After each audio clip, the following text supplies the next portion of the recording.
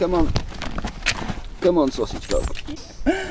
Hello and welcome to this week's video. As you may have seen from the title, something we've been waiting quite a while for finally happened this week.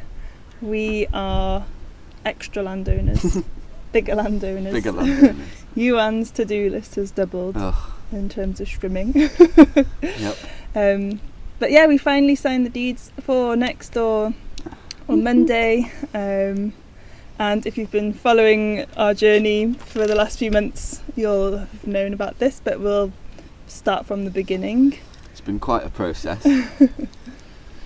So I guess we start from the very beginning, eh? Yes. So about a week after, so we bought the place 27th of November of last year. Last so it's year. nearly 1 year Nearly since we 1 lived year. here. And after about a week of being here, our neighbours turned up with the direct neighbour who informed us that he actually owned half of this house. Which is quite an important building actually, because that's the pre-1951 building that also gives us habitation exemption in terms of the fact that we can actually live here because of that building being so old. So it's quite an important building. Yeah. We needed to own it. Somehow that slipped through the net when we bought the place. Lawyer didn't clock it, etc, etc. So yeah, it left us with quite a dilemma.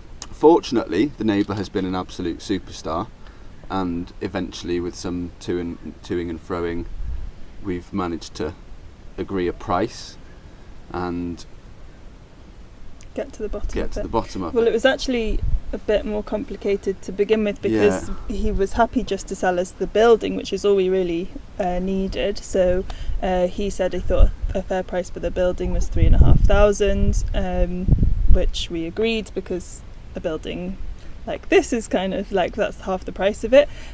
So then we took it back to our lawyer, and she said actually on the deeds, the way the land's been split, you can't split the building from the land. So in the end, we actually had to buy it's our neighbours. We actually had to buy his piece of land for us to be able to have the whole building, which was obviously quite a bit more expensive than paying for half a building, because how big's his plot? 4,000 square metres. 4,000 square metres. Ours is 2,002. And half the building. Yeah. So I think we did pay more than the general price for a piece of land in the area. A lot of our neighbours said we were paying more. We should have paid.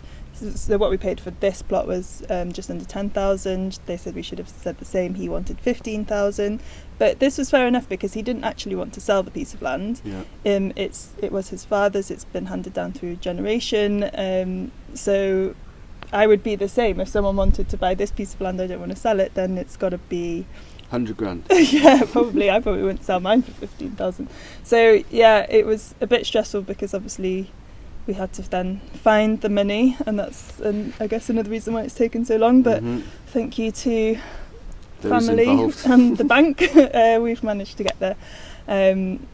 So yeah, we're finally own it. Got it sorted. And I think as well, like it's kind of been a blessing in disguise. We always said we would love to buy the next piece of land in the future. We just didn't expect it to happen this quickly, because basically you can have someone standing right next to your house, and we felt quite overlooked here, whereas now the land is much wider, so you can stand in the middle of it and be naked and be less likely to be spotted. Yeah, it gives us a bit more privacy, doesn't it? Yeah, but it's done finally. It's done. It's only taken nearly a year since we bought this one. Yep. But yeah, I'll take you for a tour so you can see what it's like. So I'm just up at the house of our land, and originally this was the border, and this is the barn house, soon to be eventually a bedroom that was not fully ours, and the door that has been knocked through to next door. It's absolute chaos here at the moment. We have a lot of tidying up to do. So this lean-to attached to the building we'll eventually take down, but we're going to be using here for storage, so as a shed space. We just need to do some tidying up of the floor space so we can start storing things here that it doesn't matter if they get wet because it's not very watertight, and then that means this room will be easier to use and we'll be able to get through the door. But yeah, I think eventually we're thinking the long-term 5-year plan for this space would be that the bathroom would end up being here. This being the door out from the bedroom to the bathroom. And then here, once we clear it up, is actually a really lovely shaded area where all the mimosa trees are growing, so that's going to be great for the summer. There's this nice open space here as well. And then yeah, so all along here where this tree line is, this is the old border, and Iwan has started to slowly clear it a bit more, so we want to make it seem a bit more like one piece of land. So yeah, lots of clearing work. I've rescued this lovely fig tree that the vines were absolutely swamping, so yeah, we've got a gorgeous, potentially gorgeous fig tree. It's looking a bit worse for wear, but I think we will take up this vine that will be taking all the nutrients because there's another vine just there, and there's a big stretch of land here that I think we'll continue to make more of a vineyard because there are a lot of young vines in here amidst the olive trees, and then I think these are 2 pears. There's a lot of pear trees. So yeah, I'll continue to walk down along the old border that is no longer a border. And I'll tell you our loose plans.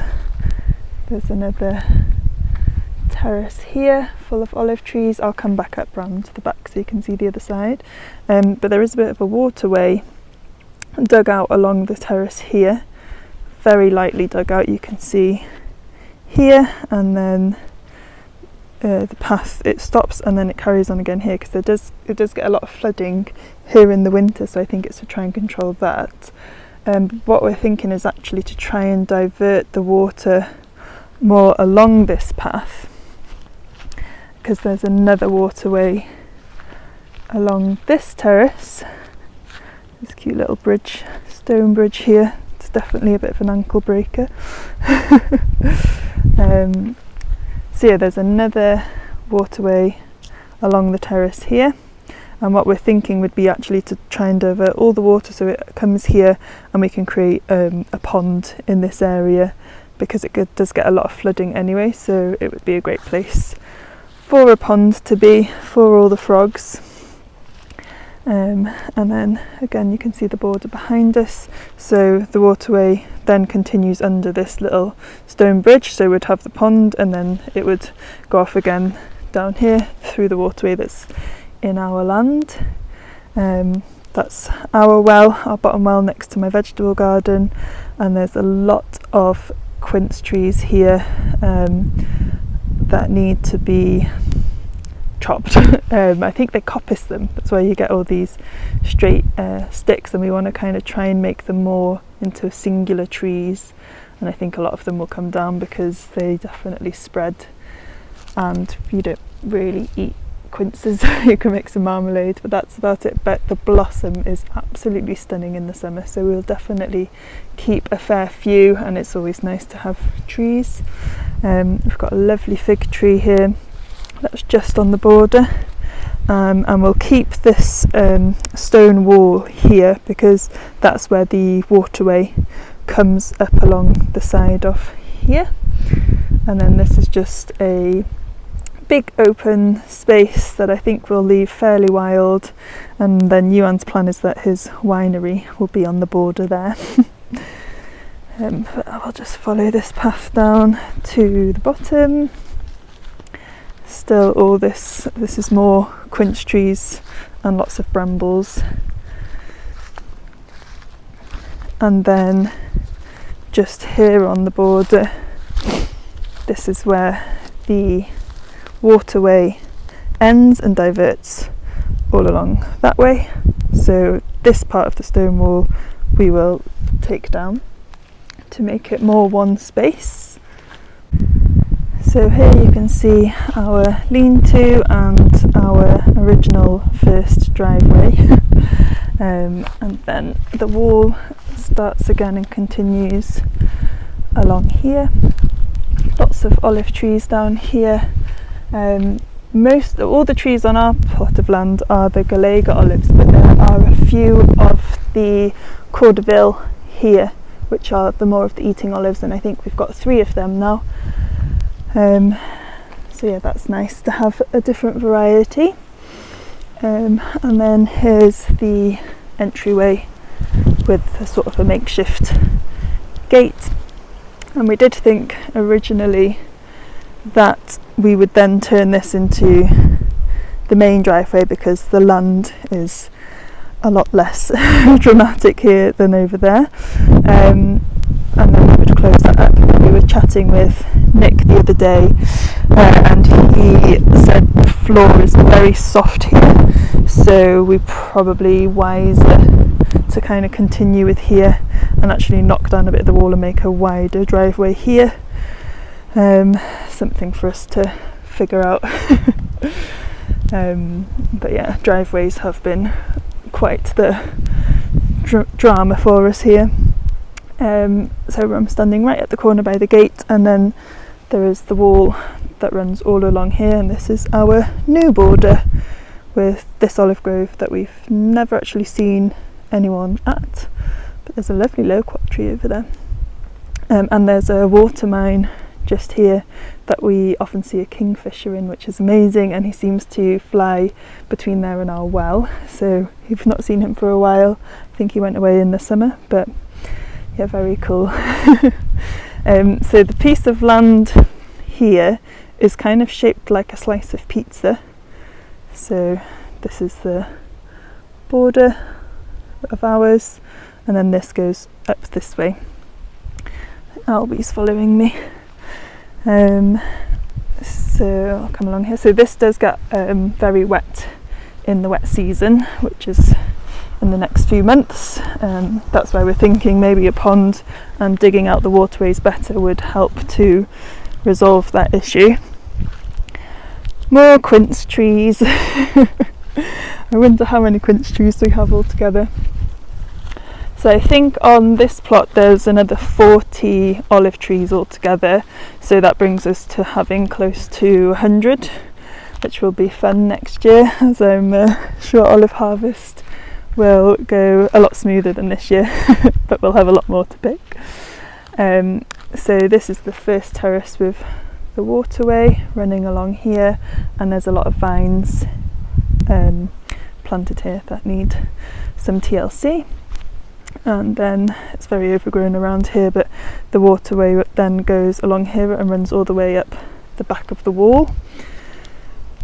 Lots more olive trees. This one's looking a little worse for wear. And then up here we do have another well. So we now have 3 wells, which is amazing, and we want to see what we can do with water on the land and try and make a bit of a feature, seeing as we have so much. It's fenced in a bit, which is something we should probably do. And yeah, the water level is quite high compared to the well over by the house, which is the same height, but the water level is much lower. And I think because water tends to run off here from the higher lands, the water table seems to be higher here. I have no idea if that's correct, but that's where my logic has pulled it to. And then we have another picota, and this one actually has the stick attached, and there is a weight at the bottom. So we're going to have to give it a go to see if we can actually get it to work with a bucket attached to the end. So that will be cool. And one thing we are thinking is, because the water level's higher on this well, whether we could create some sort of siphon that would take the water to the vegetable garden, which is a lot lower. I don't know, we'll have a play and see what we can figure out. So this is the back border, this is the corner point with another quince, and then this wall, lots of it we kind of need to build back up, and we want to secure the boundary a bit more because we did have hunters on the land a couple of weekends ago, which is the first time it's happened, and he was very respectful and kind of waved and then got off the land, I think, not kind of realising we'd made our home here. But yeah, it would be nice to secure because you can see it's very easy to access from here. But yeah, we've got another beautiful cork oak here now. Oh, just thrown an acorn at me. And a prickly pear, which hasn't had any fruit on this year. So I don't know if there's a couple more. None have had any fruit, so I don't really know the way prickly pears work. But there is an old bath, which I'm very excited about. Going to get that set up very soon because I miss baths, and that's going to be lovely in the winter. And then this is just sort of like a little orchard of pear trees. Some are looking better than others. These two here had so many pears on in the summer. Manel, the previous owner, did tell us to come and help ourselves, and he definitely took a few buckets as well, so I think we will make some pear cider next year. But there is some cabbages that have been planted here, so I am wondering if this would be a good spot for another veg garden because of the shade. Be much happier in the summer. We shall see. Let me know if you think that's a good idea. I mean, it's right next to the well, which is great, and it's obviously very luscious and happy ground, and I think this hasn't been ploughed for a long time compared to our piece that got ploughed every year, so the soil does seem really good here. So this is the waterway I was talking about earlier, and that runs all the way along there, past the prickly pears, and all the way down there, and then you can see over here is the border, and then this goes up here between some more quinces. Oh, and actually under here, these are traditional beehives made of cork, so we'll have to dig them out and have a good look and see if anyone who has bees might be able to make use of them. So I don't think we'll get bees. I think we've got a hive a couple of plots down, so it would be too close for us to have our own bees. But yeah, there's another younger cork oak here, lots more mimosa, which is very invasive, so we're going to cut back a lot of it and then maybe just leave some of the older trees to keep establishing, but the problem is they send off so many shooters, so we'll have to really keep on top of that. You'll see by the lean-to how much chaos they create. I mean, you can almost start to see it here. They're just an absolute jungle. They're not proper mimosas, they're actually an acacia, and they have these really beautiful yellow blossoms in the very beginning of spring. They're one of the first trees to go, but yeah, it's definitely not considered a very good tree here, quite invasive. Really old vine here, and this, I love this cork oak. Let me just spin around so you can see better. Look at the way it's growing, it's amazing. So I think we're gonna do sort of a Japanese style prop for this as well, and hope that it never falls down. At least not when we're sat under it. But yeah, it's been there a long time, growing at this strange angle out of the wall, and then we've claimed our land by putting our brolly and a table over here. And actually what's really great is from here in the winter the sun sets just here, so it's the best view of the sunset that we get from our land, because we don't really get the sunset because we're in a bit of a dip. So yeah, in the winter it's just here, so it's nice that we can watch it a bit longer, and then in the summer it sets over here, so we're behind all these trees so you hardly see it. But one of the benefits of being in a dip is we definitely get a lot less wind. So yeah, this is the wildness of the mimosa growing here. We've cut back a bit, and then if I can find it to show you the way it just sort of grows out of the ground, just like this, just shoots out, and this was absolutely covered a couple of months ago, and we chopped it all back, and you can see how it is all growing out of the ground again. So I need to do some more chopping. I don't know if I need to kind of try and dig up the shooters. Oh, what are you doing, Frankie and Albi? But yeah, that is the new plot of land, which is very exciting that we have finally resolved it. And yeah, it's been a journey, but we got to the end. So I hope you enjoyed seeing our new plot.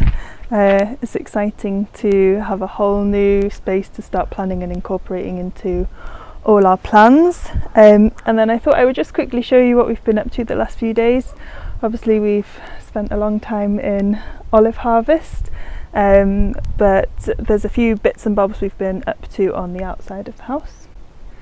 So we have got rain forecast in a few days, so we wanted to get our gutter up, and then it turned out that the door was too tall since the new roof went on, so we had to chop off a bit of the door, which is what we've been doing, and now I just need to get a piece of wood to fill this gap. And seeing as I had the door off, I gave it a fresh new oil. But yeah, we've just been working on the door and getting the guttering up, so this was the most important part, to have it on, as we're now going to continue with the wall, and we didn't want any water running into it, and then we just need to go buy a down pipe tomorrow. So a piece of wood and a down pipe are on my shopping list. And then a few months back, some of you may have remembered, I found all this wood by the bin, and my plan was to use it on the kitchen cupboards, but in the end I decided that it would be better to rebuild it. I have put the hinges on slightly wrong, so it's a bit of an overlap, but it's just a really handy chest, so I've been putting that back together. And then the other little quick job we did, now that the evenings are getting colder, we have started having fires in the evening, so we just built this little outdoor fire pit that we can also cook on, and I think we will eventually build a little curved bench area here, as well as just being able to pop chairs around it. But we've also been using this a lot. I've never seen one before.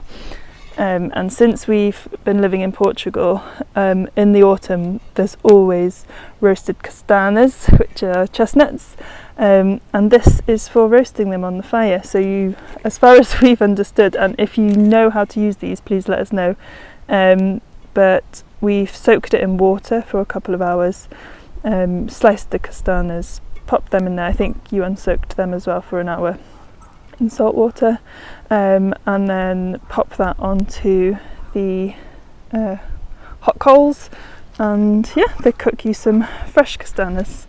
So yeah, that is a few of the little jobs that we've been up to that aren't so exciting to show, but are integral parts of building a house.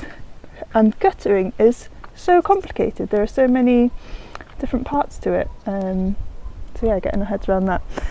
but that's done now, and yeah, we'll be getting back to filling in the walls and tidying up and clearing the lean-to so we can start using that as a shed.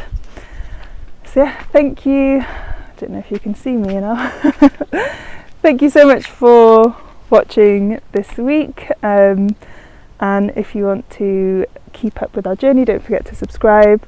I also want to say a massive thank you to anyone who supports with Ko-fi recently. Everything helps, all your support helps, and thank you to our lovely patrons too.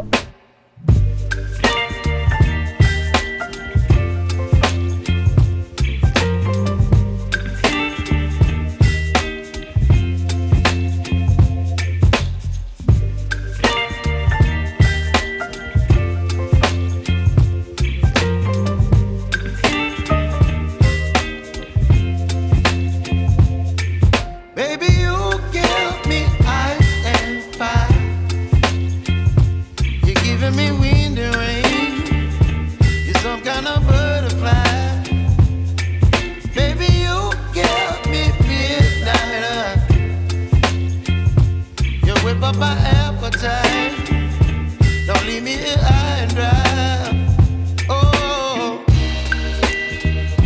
well, I don't wanna jinx it, baby, and twist myself at the spine.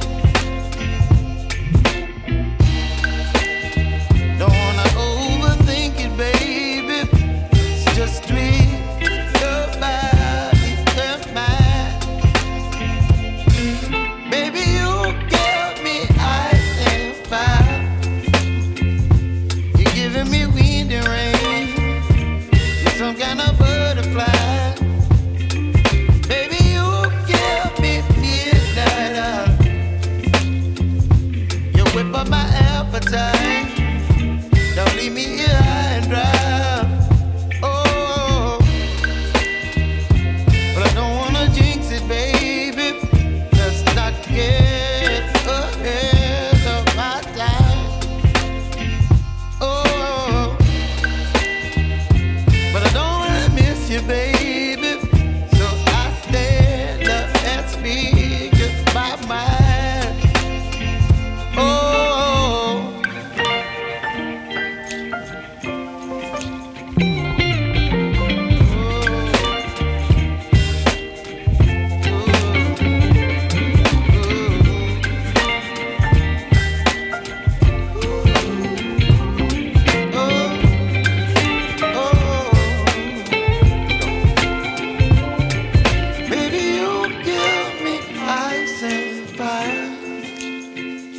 You're chilling in the rain. You're some kind of